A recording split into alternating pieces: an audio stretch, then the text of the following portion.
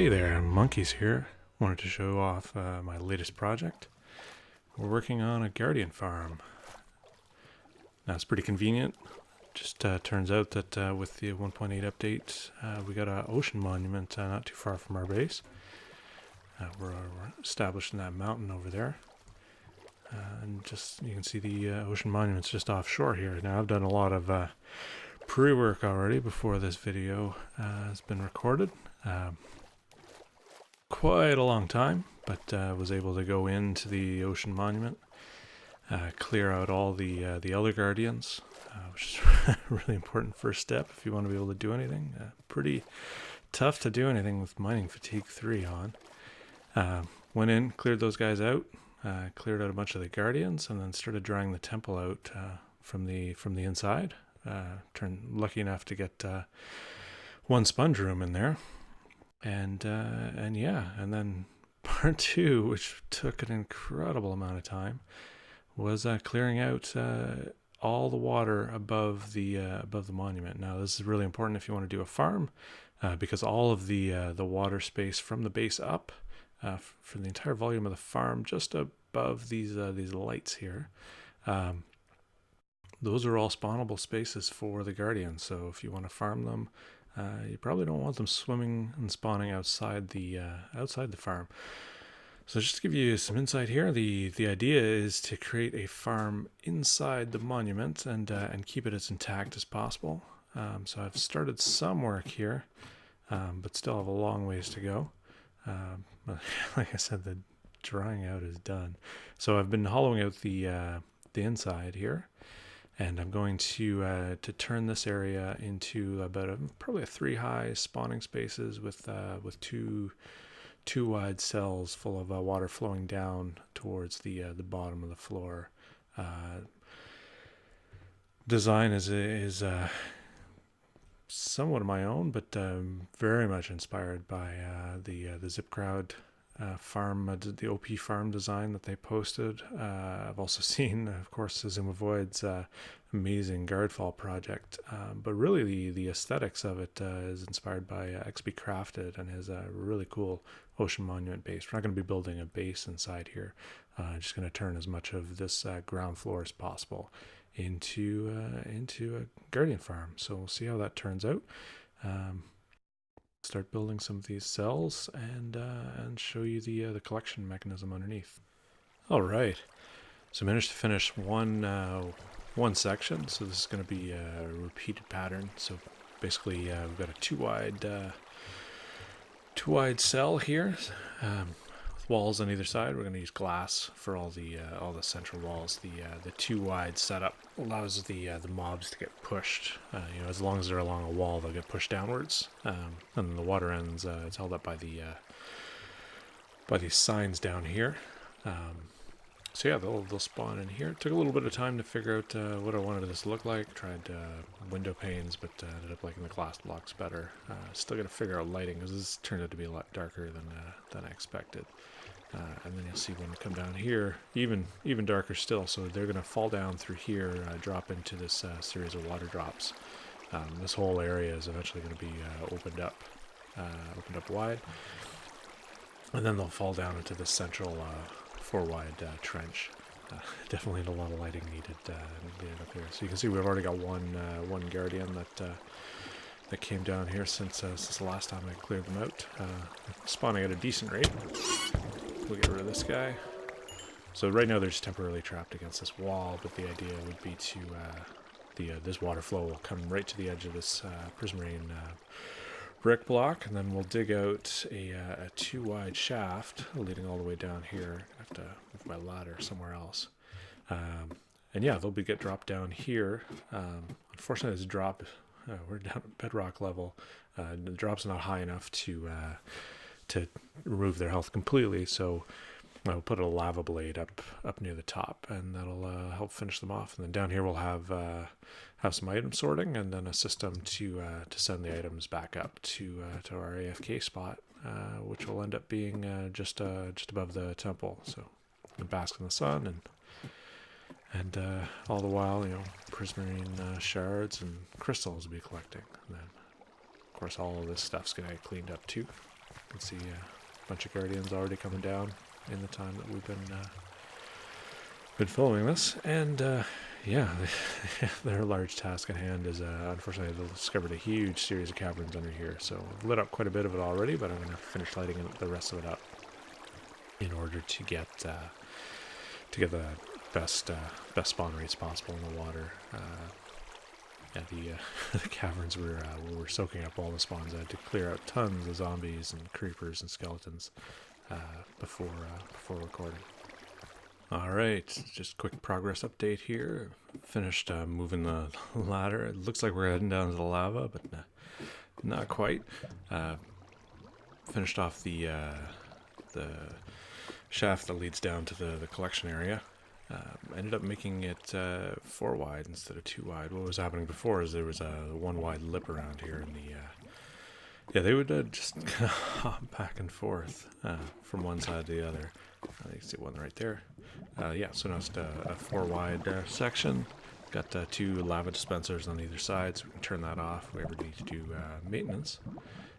So the guardians will flow right into that, pick up a little bit of fire damage, and then they will fall all the way down here and get collected into this temporary storage system. So you can see, been doing a little bit of work in this area, and this is what's already been collected. So it's working pretty good. It's one thing I like to do with any farm is to try to get part of it working early, and then reap the benefits of some of it collecting as you complete the rest of the work. So I'm going to leave this running with this temporary system while I roll out additional cells and make that water collection area quite a bit bigger. So still lots to do, but we'll see in a little bit. A couple more. 3 more. Come on, you can do it. There you go. Alright, quick progress update here. We've got about a quarter of the farm finished. Taking a look at our storage system, you can see we've got a lot of great drops already. So farm is already working pretty well. And we're only a quarter of the way done, so I'll just show you quickly what's been completed up top here.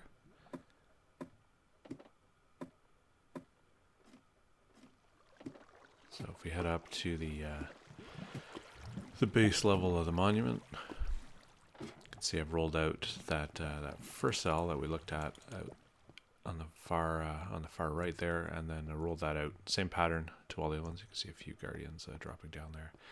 And yeah, this represents just under a quarter, because this is in one of the forward wings of the monument. It's going to be slightly smaller than what's in the back half. So we'll build another quarter back here. This one will be a little bit larger, and then we'll replicate the same thing on the other half of the monument. But yeah, it's going great so far.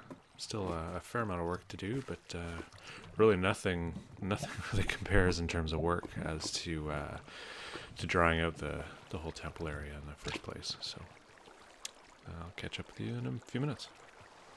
Alright, and we're back. Just wanted to give you a quick progress update here. So I had the quarter of the farm running for a little while, and it was quickly exceeded my storage system. So I decided instead of building the other 3/4, we should build the automated storage now, and get that going and out of the way, and then we don't have to worry about storage while we expand the farm to full capacity.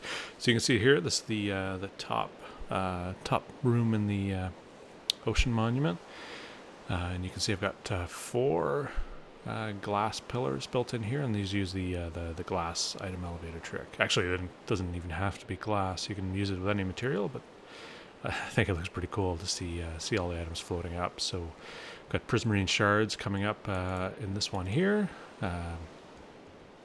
Crystals will come up here. Fish here, and then this guy is kind of unused right now. I think I might put in a filter for ink sacs or whatever other weird oddities that might show up in the farm. And right now, just filling up these chests here. Just kind of been trickling in as we go. Yeah, so I'll take you downstairs and show you how this works. should warn you as I make the trip down that I think I went a little bit overkill on this system. Based on some of the videos I'd seen, from ZipCrowd's OP Guardian Farm and Guardfall, they boasted some pretty insane item collection rates. So I went a little overboard just in case the collection starts to exceed what one hopper can do. So basically, what we've got here is the hopper grid on the bottom has been split up into 4 groups. That way, we don't have a single hopper bottleneck. So basically, the farm could get up to 4 hopper capacity for item flow rates. So each group of 4 feeds off into a dropper tower. Goes 6 blocks up, and then that dropper tower feeds into a circular section of water that runs the outside circumference. I can give you a better close up of that. So we basically got this water stream running all the way along with ice underneath. Unfortunately, not packed ice. I haven't found ice spikes biome yet. In this world, we explored it quite a bit, and when it was still 1.7.9, but so we missed out on the 1.8. So it's a bit more of an exploration challenge. So what happens is, the droppers will feed. So again, we got 4, 1 on each of the sides here, and then 2 at the back. These guys will feed into the water stream, and then as you go along the water stream, I've set up 2 filters for each item type at the corners. So here, for example, is a set of item filters for Prismarine, and I'm using Impulse SV's tip to put together a pretty simple overflow protection. The only drawback is that you trap quite a bit of items in the hopper. And then I've set it up so you've got 2 for each type. Could be expanded to 3 or 4 depending on how much you need. And because it's a water stream, when it is going at full capacity, that means that if one hopper gets overloaded, the second filter would kick in and help out. And I actually did a test early on where I just kind of flooded it with items that had collected over a long period of time, and it held up pretty well. So those item filters, I'll show you the one for fish here. It's nothing too special, just a standard item filter. It goes the 3 strips of redstone back. So that way, if that hopper ever fills up to 64 fish, looks like this one might be broken. No, that's the lower filter. Sorry. Then it won't accidentally trigger the one next to it, and then you have all your filters messed up. So both those filters for fish will feed down here. It's the same for crystals and shards. And then the hopper chain brings that into to the simple dropper setup. Trigger circuit, same as for the 6 high ones, is a circuit I saw in a recent Mumbo Jumbo video. Works pretty well. It doesn't use a lot of resources, really quick. And so that'll kick that off into a really simple item elevator setup. I made it pretty short, so it's slightly glitchy. You can see, unfortunately, I got some crystals trapped here, but for the most part, most of the items are getting up to the top. That's a setup. So, like I said, split this up into a grid of 4. 4 dropper towers bring that up to the ring of water and ice, and then we've got 4 groups of filters, sets of 2 that then feed that into a second set of elevators and bring it up. So a little bit crazy, but it does look pretty cool, and it means that all the filtering is done here down at bedrock level. So when we go up to the item storage area, it's already all nicely filtered out, and at any level in the farm, you can just kind of hang out and watch the items flow up. So again, this is the next job here is to fill this area out. But you can see the 4 tubes here as you can see some shards floating up through this one. So pretty cool. Really happy with this. It didn't take as long as you'd think to build. A little resource intensive, but not too bad. So I'll show you what I've completed over the last little while. Farm is up and running. Maybe got a little bit of cleanup to do, but pretty happy with how it's looking so far. Add in some glass so you can see all the way down to the bottom, and we'll take a closer look at that in a second. Let's go in this way. There's our railcar tunnel to the base. So here's the storage and collection room. So you can hang out here. The efficiency is slightly better going up to the platform there, but you still get quite a bit of drops coming in through the glass elevators. Set it up so that these 3 columns here are shards. Collected quite a few. This row is mostly full, and then crystals come in here. Again, quite a few going just during the construction and cleanup in the farm. And then fish is going to go into these 3 columns here. The reason I got so many columns set up for fish is I don't think we're really going to use most of it. So so this stuff's going to get used as we go along. But this I think will probably collect forever. And then I set up this last one for odds and ends. Right now the only thing it's filtering in is ink sacs, but you can see we don't have any yet. And then you can see all the way down to the bottom to the lava blade. I'll show you that in a little bit more detail. This is kind of an empty level. This is above all the spawning pads. Not sure what I'm going to do with this. I mean, it is possible there's just enough room that I could add in maybe another layer, a much smaller layer of spawning pads that drop into the main channels. But it's pretty good for now. And then here's where the bulk of the work happened. So that's the first quarter I showed you, and then we added in the back quarter here, another section, and here's the other front wing. So they're all built exactly the same. Cleaned up the first one a little bit, and then made it similar to the other ones. So those guys are going to drop down. I have a little viewing area here. Those guys are going to spawn up in those water sections. So they're 2 wide, 3 high. Plenty of spawning space for the Guardians. They're going to come down these 3 8 deep shelves, drop into this 4 wide channel that's also using 8 deep shelves. 4 wide channel turned out to be a really good thing. Those Guardians can really hop really far. So sometimes they can barely make it across the 4 wide gap. So that's why I added in these glass panes. Let's go over to the other side. And I'll show you that. So this is part of the area that still needs to get cleaned up a bit here. But yeah, I added in this little this glass buffer in the middle. I got this idea from XP Crafted's farm. Because occasionally they could jump from this watery edge to the other one. And that slows down the spawning of the next Guardian. But now they're just bouncing right into it, straight down to the lava. I also added in this barrier. I'm not sure if this helps, but sometimes they spend a lot of time bouncing around on the edge. So this is kind of an incentive for them to kind of bounce into the lava rather than spending too much time on the edge. There's a few spots where they're still getting hung up, but otherwise it's not too bad. Collecting a lot of drops. And go back down to the bottom area here, but you saw that in the last clip. And yeah, the rate of this farm is pretty good. Hanging out at the FK area, you can see there's a few glitches here. I put this in to try to see what this would be like for XP. Not too bad, but not great for XP. But yeah, the rate of the farm with only the caves that are lit up so far, and there's still some islands around that need to be lit up. I'm getting about 2,000 an hour hanging out at the FK point, so I am really happy with this farm. It's a really cool project. Had a lot of fun building this downstairs area, and then the glass tubes for the elevators.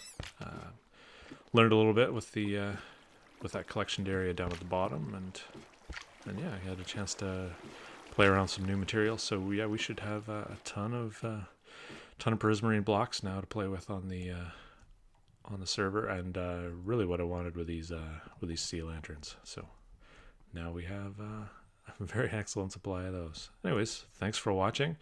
This is my first YouTube video, so definitely appreciate any feedback you would have. And definitely if you like the video, go ahead and hit that like button.